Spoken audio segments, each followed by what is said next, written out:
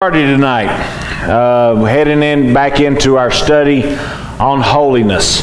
And I remember, you remember the first night we started talking about holiness, and I asked you a question. I said, if you were to imagine, just who do you think of when you think of someone who's holy and you think of holiness? And I said, do you think of a grandmotherly type with their Bible by their bed, or do you think of like a monk or somebody like that? Well, tonight we're going to look at it, and I'm going to show you why that you can't truly be holy and be a monk. Now, you look at these monks and you see a lot of people picture them as holy, and they live their life in silence, and they keep to themselves and all that stuff. But can you truly be holy and not associate with anybody else? Can you be holy unto yourself? And I don't think you can. I think the scriptures show that you can. I think that the life of Jesus shows that you can't. You cannot have holiness in a vacuum. Now, everybody, when back a few years ago, down at 5 Points, they said they were going to put in a circle. Okay? And everybody thought, oh no, people around here are never going to manage a circle. But I will tell you something. I have been surprised at the people in Johnson City or in Jonesboro that have, because before they put in the circle, 3 o'clock in the afternoon, you come up State Route 34 and you're stuck for 30 minutes coming out from when Crockett let out. I mean, you just couldn't get out. Now, you zip right through. I mean, it flows right through. And the reason for that is because they put yield signs at that at the circle. Now, there's a circle in Elizabethton, and luckily there's not a whole lot of traffic there. But when they put that circle in, they put stop signs at all and people could not figure it out, and it was horrible. They finally put yield signs back in. But when you come to a circle, you're supposed to yield. And the thing is when everybody does it right, it flows. But when you have somebody who decides that they don't want to yield to somebody else, that they want to, everybody yields to the circle. But if you have somebody that comes up and they think that they come up to the circle and there's traffic in the circle, but they think they've got the right of way, guess what? Jonesboro's finest is going to get called down there to evaluate the damage because somebody failed to yield.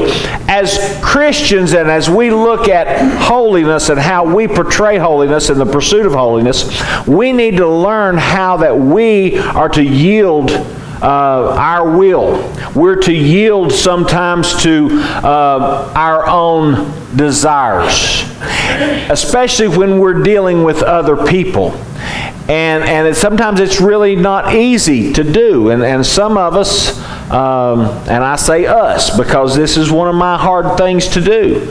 I can be stubborn sometimes, and I can want my way sometimes. But in order to pursue holiness, I can't do that. I can't always be like that. I have to sometimes look at how it affects other people. And that's what we're supposed to do. And yield to our own desires. So, as we get into this, we're going to talk about how that we as Christians, in our pursuit of holiness, we're supposed to be graceful in our relationships. Remembering that Jesus gives us grace, that we have grace. The grace of God comes to us, and for that reason, we are to show grace to others. Now, as we look at this, our life, in order to be holy, and we've talked about this, is to mimic Jesus. And when we mimic Jesus, we will be holy. If you will portray holiness. People will see you as holy when you live the life of Jesus. Now, Jesus did not he did not try to stay away from people. Okay? Now there was some instances where he withdrew and went to spend time with God. As Christians, we need to do that too. We need to withdraw from other people. We need to withdraw from our family. We need to withdraw from our church. We need to withdraw from everybody at certain times to spend time with Jesus, with God. Because, I mean, even Jesus told us, go to your closet, go to your area, go to get alone. Jesus did it, and as we try to pursue holiness, and we start to do what Jesus did, that's one of the things we need to do. But beyond that, we saw Jesus welcoming crowds of people. We saw Jesus working with people. We saw Jesus helping people. But most of all, what we saw Jesus doing was extending grace to people. He was merciful to people. He showed them grace.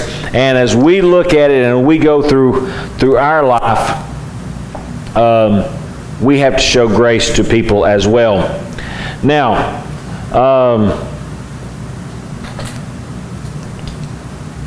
as a Christian, we're supposed to have a personal relationship. We're supposed to have a confession and a relationship with Jesus Christ, which means we do not receive what we deserve to receive. We do not receive the punishment that we deserve to be punished with. We do not receive the chastisement of hell because of our personal relationship with Jesus Christ, which only came through His grace. But yet, so many times as Christians, we are so quick to judge other people. We're so quick to put other people down. We're so quick to shun people because of a difference, because that we may not feel like they do, or different things. And if you've listened to, I tell you, this week in the news, I told Christy the other day, I said, I think I'm going to quit listening to the news. I haven't been able to do it yet, but because I do like to know what's going on. I like to but sometimes it's really discouraging. But just with the Congress and the President going back and forth over, and it becomes so hateful.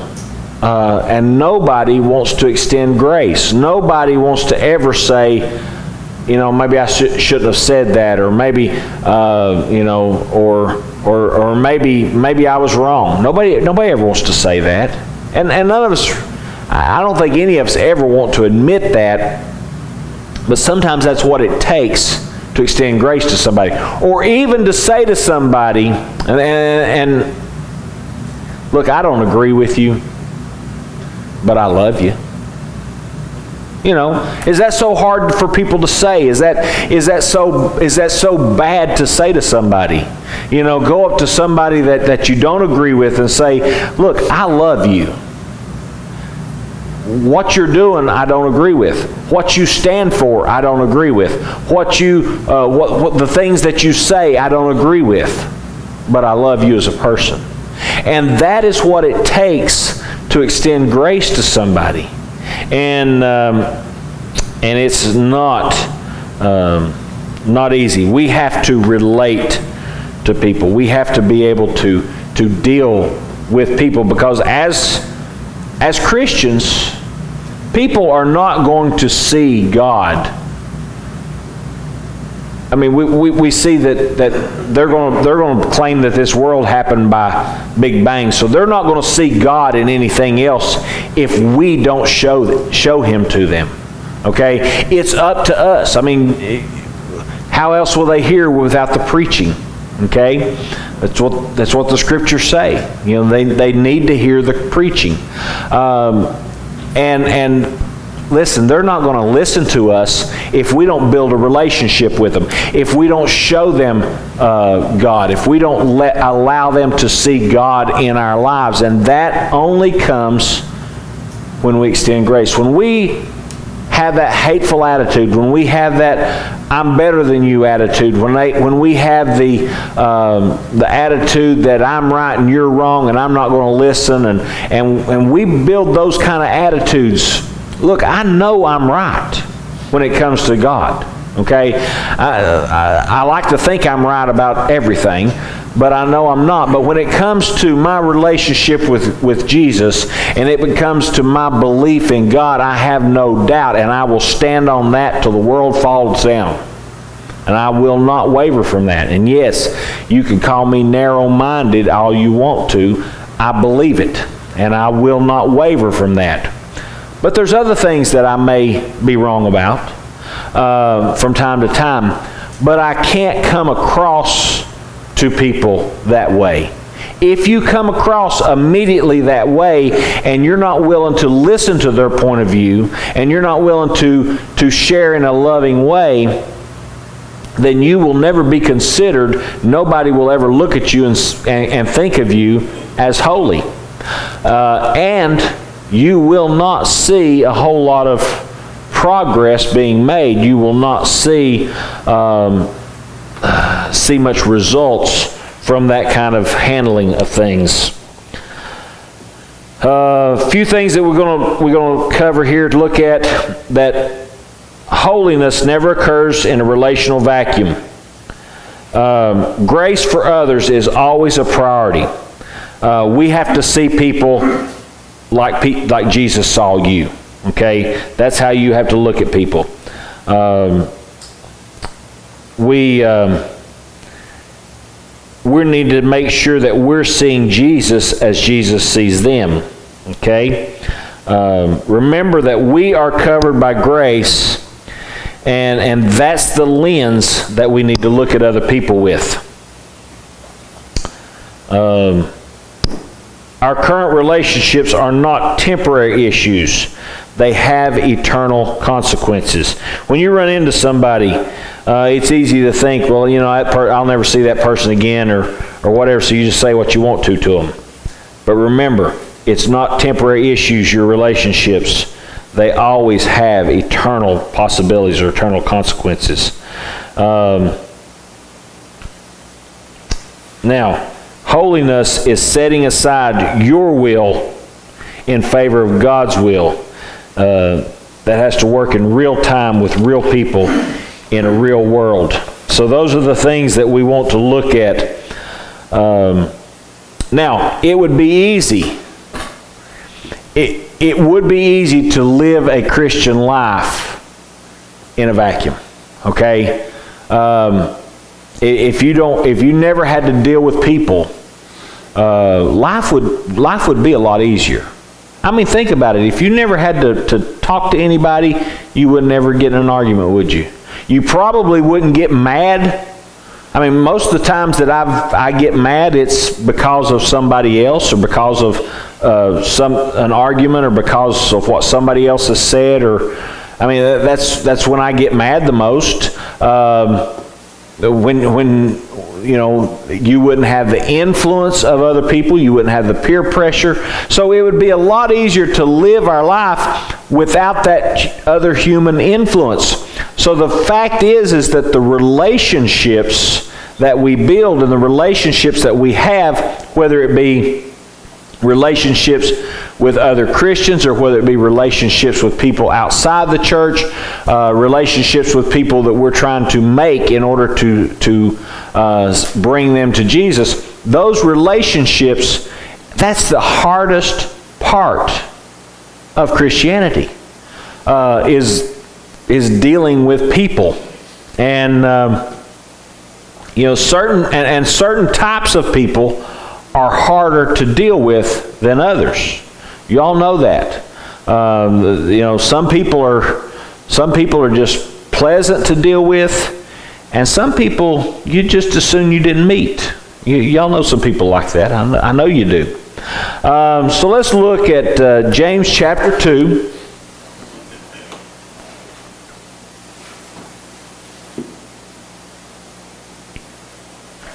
In verse 1, my brethren, do not hold the faith of our Lord Jesus Christ, the Lord of glory, with partiality.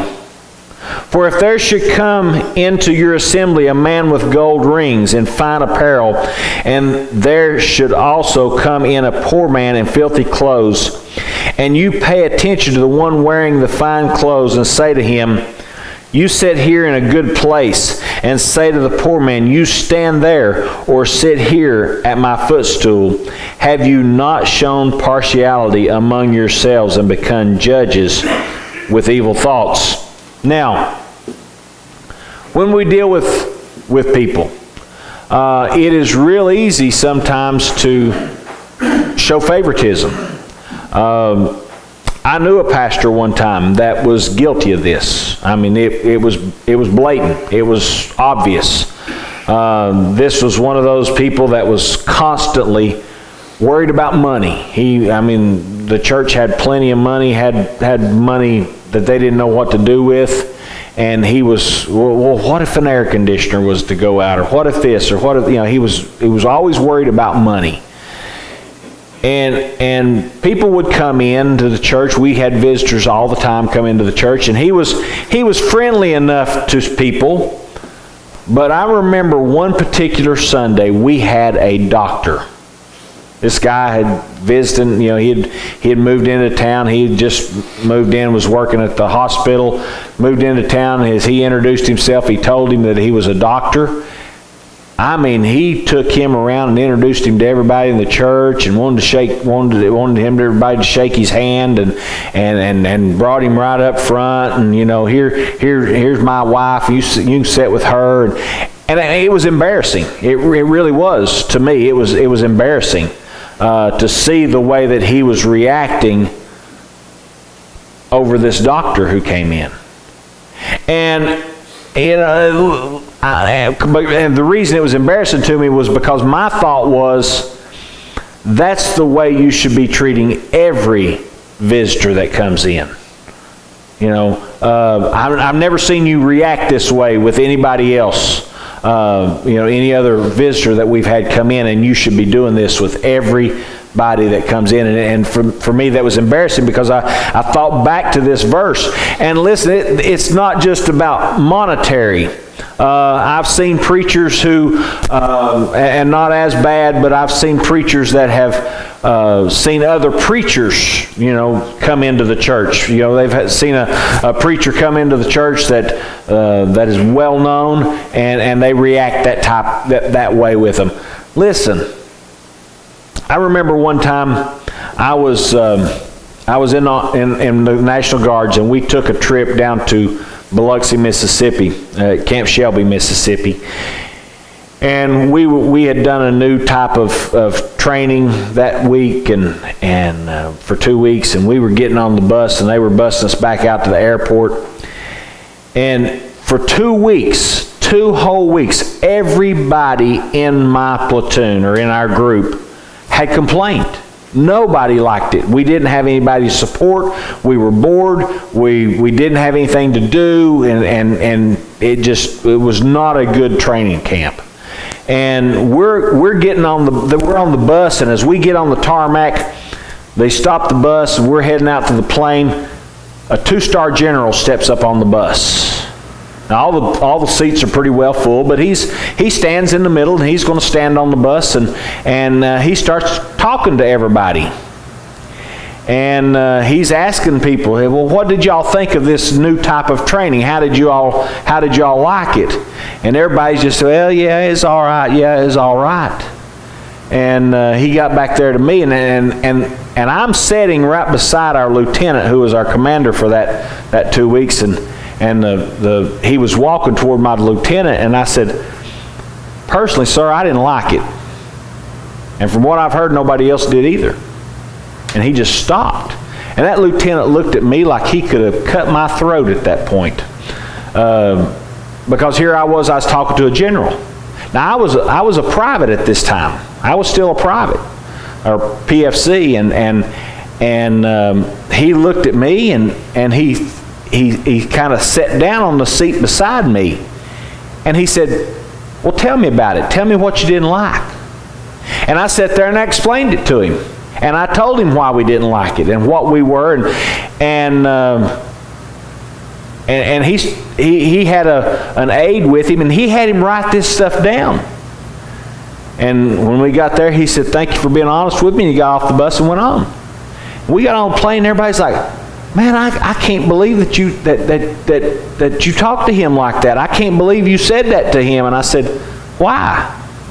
He puts his pants on just like I do, one leg at a time.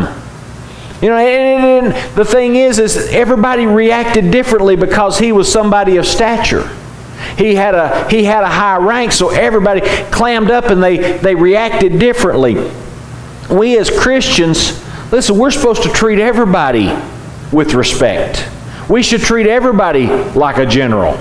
It don't matter if there's somebody that's homeless that comes in off the street, we should treat them the same way, because listen, we didn't deserve God's grace. We didn't deserve for Jesus to love us. We didn't deserve for Him to extend grace to us, but yet He did. And therefore, we're supposed to treat everybody the same.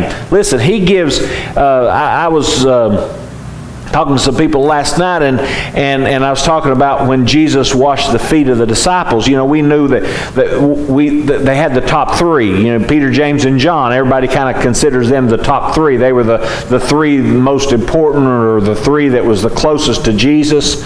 But listen, so Jesus washed Peter, James, and John's feet, but He also washed Judas's feet. He also washed Andrew's feet and Philip's feet and Levi's feet, and we washed them all. Folks, when we deal with people, we treat everybody the same because Jesus treats us all the same. And the same salvation that comes to the richest man in the world, if he chooses to accept it, comes to the poorest man in the world as well.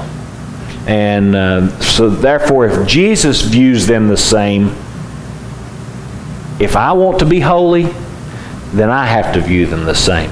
And not only that, but if we go on there, verse 5 says, listen, my beloved brethren, has God not chosen the poor of this world to be rich in faith and heirs of the kingdom, which He promised to those who love Him? But you have dishonored the poor man. Do not the rich oppress you and drag you into the courts? Do they not blaspheme the noble name by which you are called? If you really fulfill the royal law according to the Scripture, you shall love your neighbor as yourself. You do well. But if you show partiality, you commit sin, and you are convicted by the law as transgressors. For whoever shall keep the whole law and yet stumble in one point, he is guilty of all.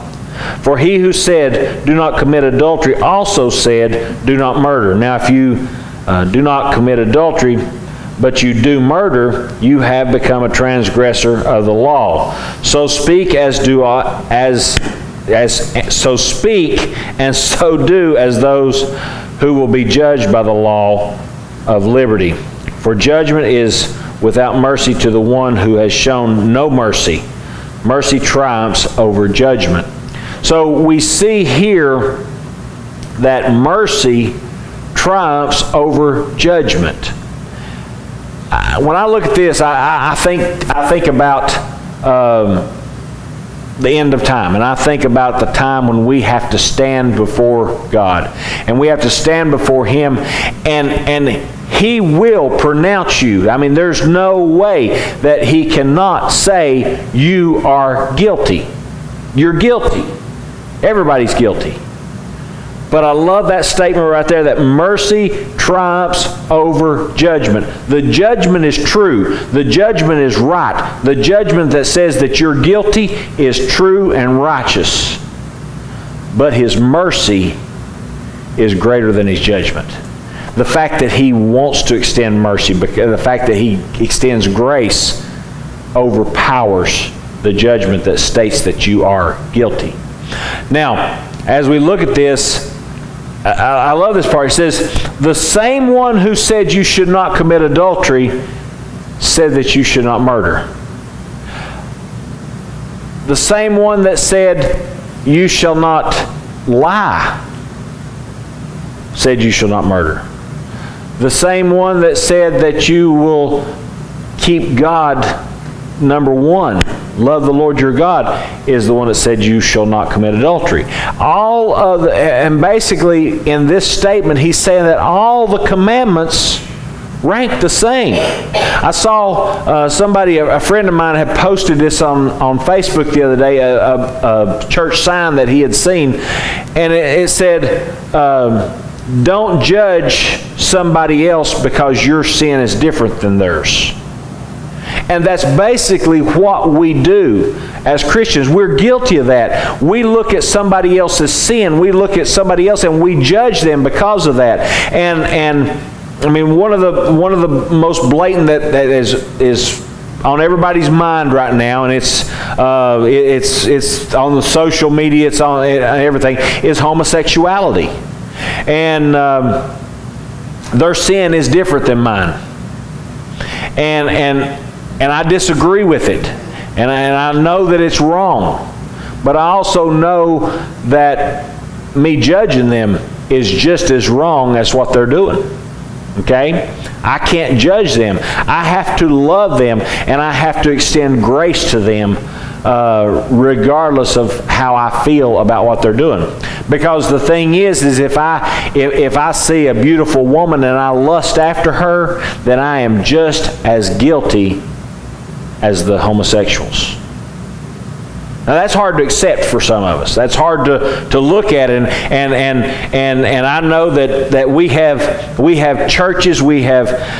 I saw the other day that there's a lawsuit going on right now, and this church is suing, or these three guys are suing the city, Johnson City, for not allowing them to basically hold up signs at the Tri-Pride parade and protest the parade. And then they filed a lawsuit against the city. Now, I think they should be able to have their say. I don't think that they should be able to stop them if they're going to stop one. But the fact is that's not going to win anybody. That kind of action and standing out there during their parade and screaming scripture at them and telling them that they're going to hell is not. That's not the way Jesus handled sinners, is basically what it boils down to. That's not how Jesus handled it. And if we handle it that way, then we're not showing grace. We're not portraying holiness to them. I like to look at it more the way Jesus did. You know, when he was brought the woman. The one of you that is without sin, go ahead, cast the first stone. And that's basically what we see here. They may have one sin that is predominant. They may be living in sin that is visible to everybody. Just because you're hiding your sin doesn't mean that you're any less a sinner than they are. And so many of our Christians today have forgotten that. They have the idea that you're already holy. I know some people that they feel like, or at least they act like they feel like they're holy, and they're not, because of the fact that they think they are. Okay? Once you get to the point that you think you're holy, that's when you're the least holy. Because in our pursuit of holiness, the key thing that we talked about first was humility. And when you keep yourself humble, you will never consider yourself holy. You will always be in pursuit of holiness. You will always be trying to be more holy. You will always try. And so once you consider yourself holy, once you think of yourself as more holy than somebody else, then you have just failed to be holy. Verse 12, where are we at here? So speak, I already read all that. So speak and do as those who will be judged by the law of liberty. Once again, showing mercy. We can, like I said, God brings He will judge at one point, and you will be pronounced guilty. There's no way around it.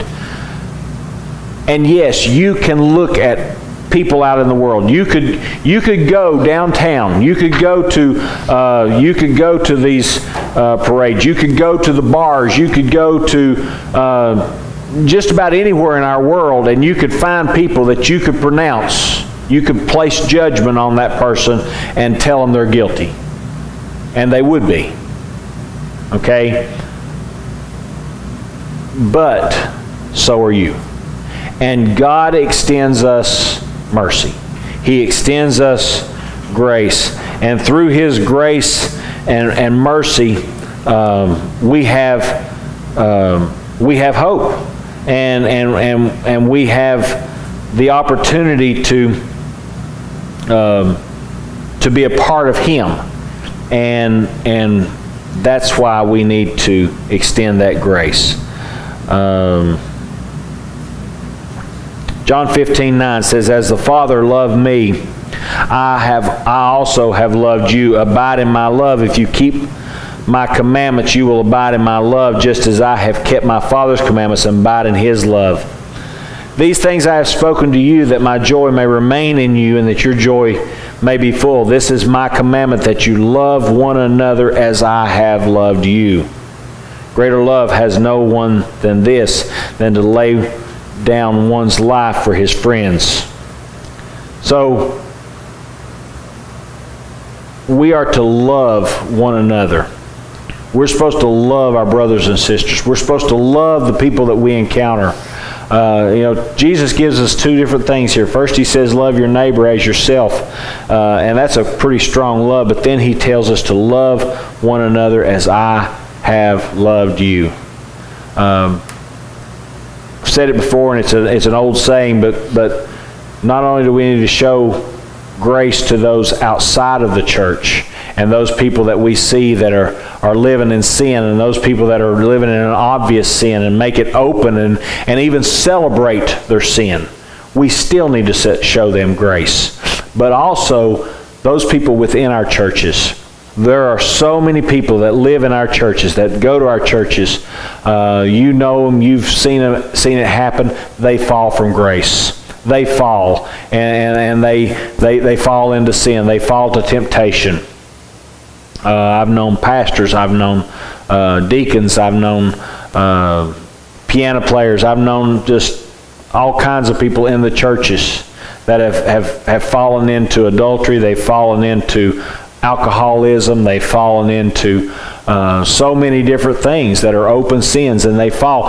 And it's been said over and over and over that Christians are the only people that shoot their wounded. And that stands true for a lot of churches. Not all of them, thank goodness. Not all Christians are that way. But not only do we have to extend grace outside the church, but when we have a brother or sister in Christ, we have someone in our church who falls, rather than kick them while they're down, rather than spread gossip, rather than telling them how bad they are, or what they, because you've done this, you'll never be able to serve in this church. Because you've done this, you'll never be able to do that, or you'll never. How about just putting an arm around them and saying, what can I do for you? How can I help you? How can I help you through this? Do you need me to take you to your meetings? Do you need me to, what can you do for that person? And the old saying, what would Jesus do? What would Jesus do? How would He react to somebody? How would He react? How did He react to Peter when he denied Him? How did He react in that point? He extended grace. And for that reason, if we want to pursue holiness, and we want to be seen as holy, and we want to portray holiness, and we do what Jesus did, it means in all of our relationships, we extend the same grace that we see throughout the Bible Jesus extending, and the way that he extended grace to us. And that's how we pursue holiness.